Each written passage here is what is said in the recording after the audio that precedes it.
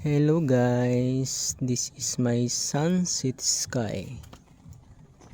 Ayan. Hindi ko alam bakit ganito lang kalaki yung dahon niya.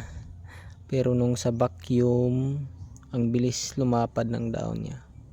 Pero nang nasa labas siya, iwan ko bakit ang bagal ng paglaki ng dahon niya. Pero in fairness, maganda yung dahon niya. Mga 4 lang ng daliri. Ito more than 5. 5 lang. Pero alam nyo ba guys, nabili ko to dati 3 lang.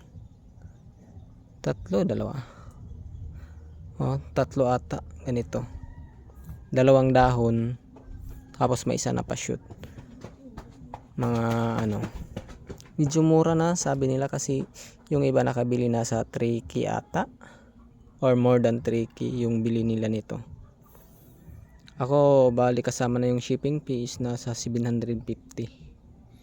May kasama to si heartbeat, kaso nga lang hindi lumaki. Kailangan pang matulog siguro siya. Kaya nagbawas ng dahon, hindi lumaki. Nag-flower na to dati na ko self pollinate, kaso nga lang hindi siya nag-success. Pero yung nagustuhan ko sa kanya yung kulay dilaw. Tapos ito may pagka-red. Tapos yellow. Hindi pa siya nagbigay ng BB. Iwan ko kailan pa kaya. Kasi yung bulb niya hindi pa masyadong malaki. Pero nung nakalagay ito kasi sa vacuum dati, super lapad ng dahon. Iwan ko lang ngayon nang dito na siya sa labas. Hindi na siya nagbibigay ng magandang dahon na super laki. Simula nung natulog siya. Yun lang, bye.